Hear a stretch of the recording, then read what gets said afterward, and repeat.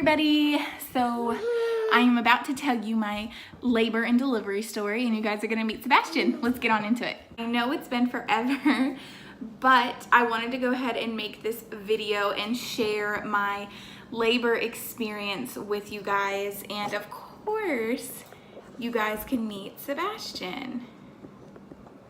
So he is napping right now, but I'm gonna go ahead and tell you a little bit of the story, and then you guys will meet him at the end.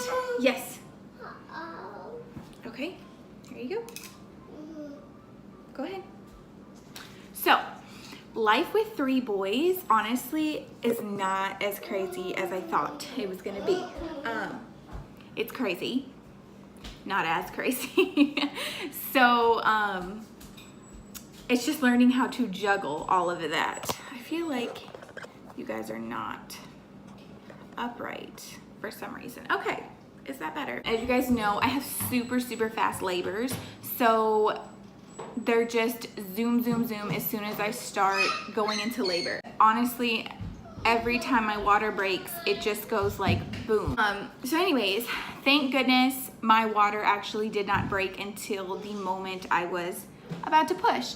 So if it would have broke any sooner, I would have not been able to get an epidural. But let's go ahead and start with the story. So Saturday, was it Saturday? Friday, okay, Dylan works that day. So on Friday, I told him, we decided for him to go ahead and call into work because I went to the doctor that morning at around 11 a.m. and I had changed in a week from a 1 to a 3. I had been experiencing cramping and everything, so when I got to the doctor and she said, oh, you know, you've effaced more and you've jumped quite a bit from 1 centimeter to 3 centimeters, I was like, okay, you know, he's gonna be coming soon. And he had dropped that morning, and it was just, I was experiencing tons and tons of hunger and tons of thirst, which I always do right before I go into labor. And I'm sure it's always because my milk, my body is preparing for breastfeeding. So, and it happens every time. So, which is good because I do get some indicators before going into labor. So anyways, I was experiencing cramping, and then we went ahead and she did a sweep. We had set up, we did a sweep, and so she said, basically, I was already in labor, it just sped up the process. And because I was trying to do it before Dylan had to go into work, and I mean, obviously he was gonna call in anyways, but I didn't want us to call in and then it like lagged on into the next day. So he went ahead and called in anyway, and this was at 11 in the morning, and we went ahead all the way until about 2 at night, 2 in the morning. And so this would be Saturday morning now. And I was like, okay, I guess it was about 1 or 2. And I said, you know, or no, it was about 12, I'm sorry. It was 12, and here we are, it's 12 o'clock at night, and they started to get a little bit more intense. Not necessarily closer together. They had been 5 minutes apart from the time I had went to the doctor, and they weren't really changing in times. They were not getting closer together, just maybe more intense around midnight. So I said, okay, I knew they were not Braxton Hicks contractions. Okay, Braxton Hicks contractions are more uncomfortable for me, just kind of like annoying, versus a real contraction is obviously uncomfortable and annoying too, but there's just a difference. So it feels more like a period cramp versus just an annoying tightness that a Braxton Hicks is for me. So so at around 12, I said, okay, I'm gonna go ahead, I'm gonna get in the shower, just let some hot water run on my back. I'm probably just irritated, things like that. Telling myself it wasn't labor because it hadn't really sped up yet. So I was like, this is just, you know, it was a little bit of a different labor experience than I've had with my other 2. So still fast labor, but was just like, I don't know, it was just different. So I was like early pre-labor. So I I get in the tub, I let the hot water run on my back, and it helps loosen up, you know, maybe like my tight muscles and everything. But then I get into bed and I decide to lay down and put some lotion on, you know, just put my PJs on. I'm just laying there and I'm talking to Dylan, and all of a sudden I had about 3 contractions that were just, I mean, uncomfortable. I couldn't really talk. Like, I could talk through them still, but it was just to the point where I was just kind of like, I didn't really, like, if I had a choice, I was like, I'd rather just not talk through these. That's when I realized, let's go ahead and go. And around this time, it was probably about 1:30, 2 o'clock. And we went ahead and, we went. And I got there and I was already a 4. So I said, okay, let's, you know, blah, blah. I was effaced more and I was 4 centimeters. I don't remember what effacement I was. Probably like, I think it was like 80 or so. And then I said, let's go ahead. And Dylan dropped me off because he had to actually bring the boys he had to go wake up my sister because everyone's asleep. This is like not the time of day, you know, everyone's asleep. So he goes across the bridge into another state to tell my sister, which is about 30 minutes away, to tell my sister, hey, wake up, she's in labor, you go to her, and I'm going to bring them to Nana and Poppy's house, which is my parents' house. He drops my sister off with me, goes and gets the bags and things, and drops the boys off with my parents. So,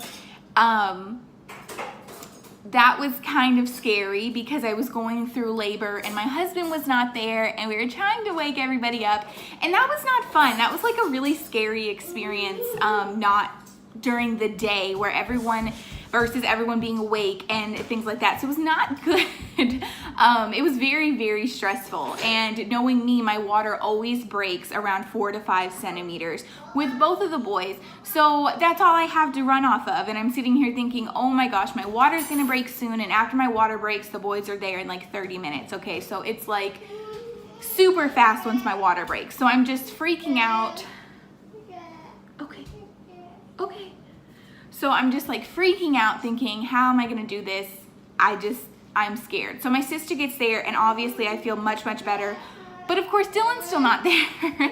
So it was really scary. So then the nurse gets in there, you know, I talked to the doctor and everything, and he's like, with your history, which he was just the ER doctor, it wasn't like my doctor yet.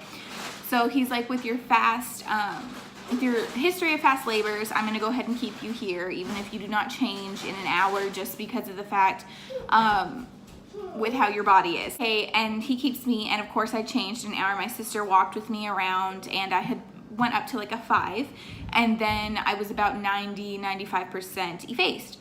So we get through that, and then I had told like 3 different nurses that I wanted to have an epidural, and for some reason, I'm sitting there and it's like an hour later, I'm probably like a 6 or something, and I'm still waiting on my, they had to change me to an inpatient room, and I'm still waiting on an epidural. So the nurse gets in there to take my blood, and she's like, oh, we heard you're having a natural childbirth. And I was like, okay, I've told like 3 different people now, like I'm not having a natural childbirth.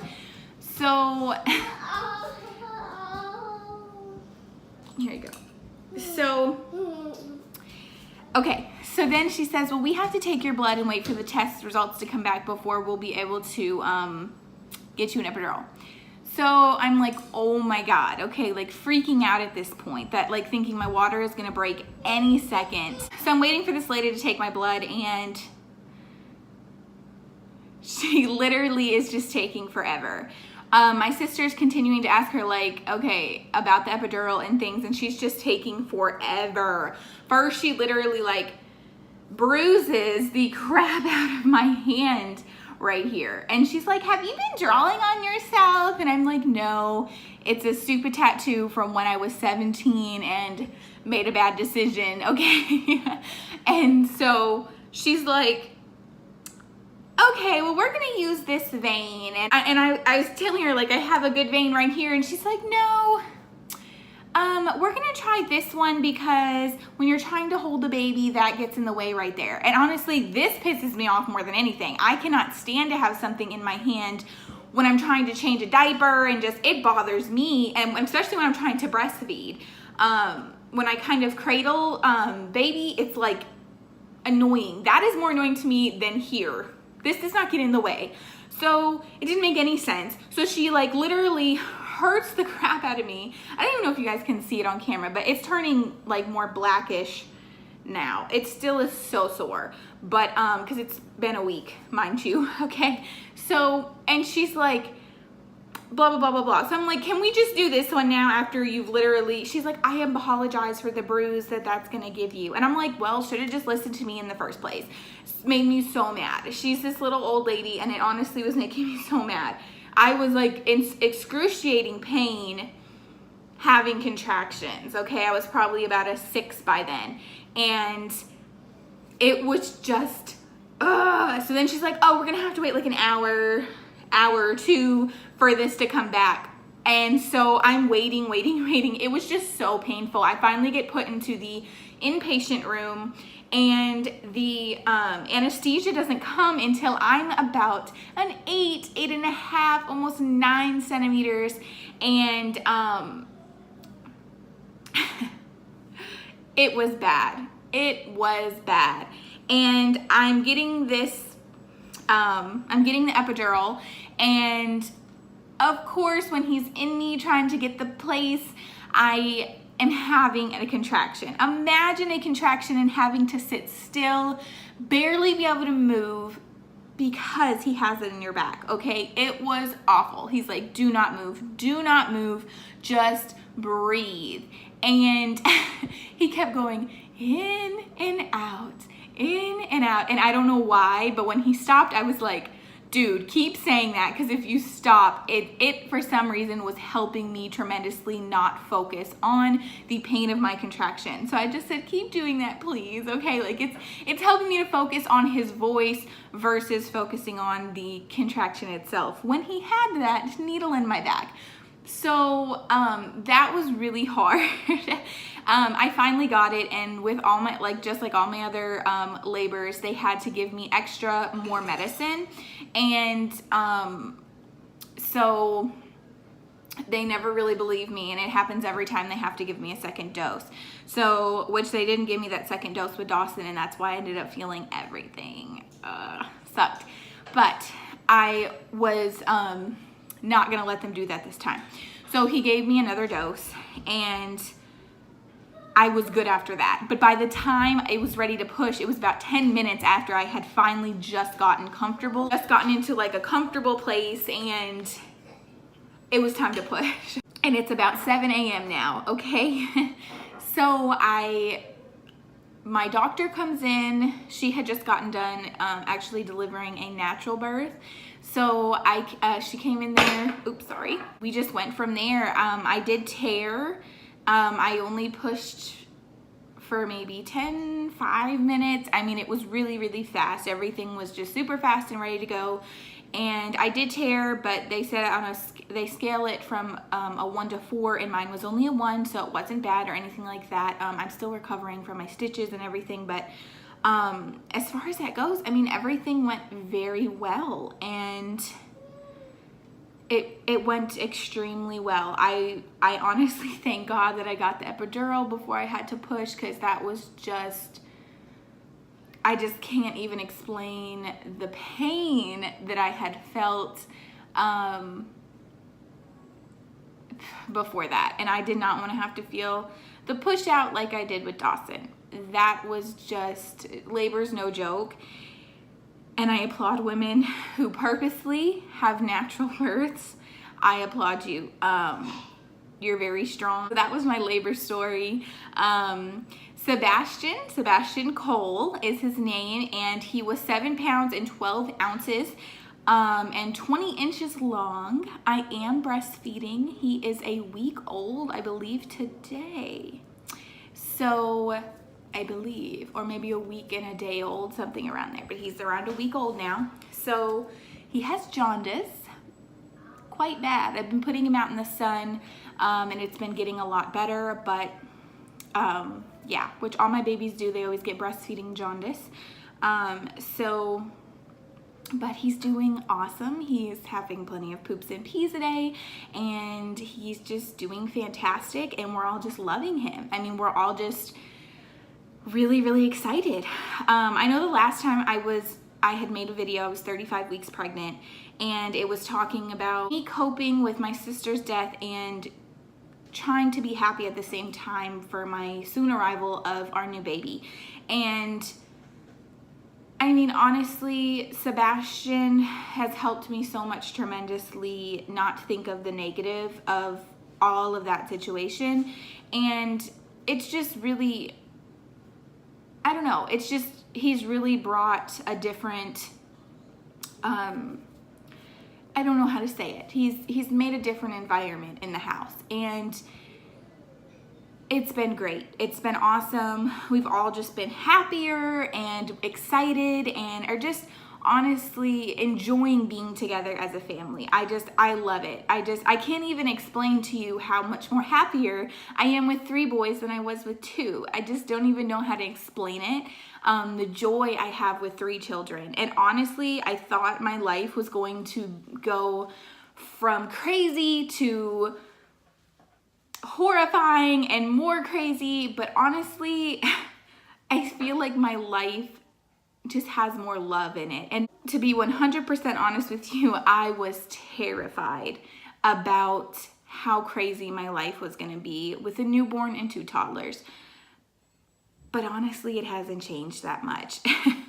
Not that much has changed, just besides the fact that our family is just so filled with more love now, and Sebastian has really brought that into our lives, and it's just been it's been amazing, the love that he's brought into the family. And you don't realize that, you know, that can happen, or that there is more love to go around. Sometimes you feel like there's just not, and there is. And sometimes you feel like there's just not enough. You know, like, how am I gonna spread myself so far out? And you do. You know, you just do. And yeah, so I really wanted to share that with you guys. I'm gonna show you Sebastian, and because I know you guys are waiting, you guys are probably like, stop talking, let's see Sebastian. So I'm gonna go ahead and show him to you. Here's my little Sebastian. He just woke up. So here he is, my little Sebastian.